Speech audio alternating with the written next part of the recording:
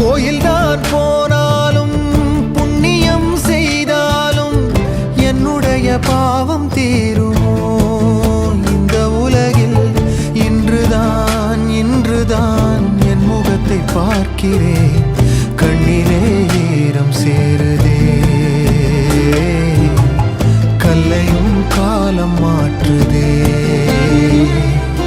காற்றோடு பட்டம் போல இந்த வாழ்க்கைதான், அடையார் சொல்லக்கூடும் அது போகும் போக்கதான்.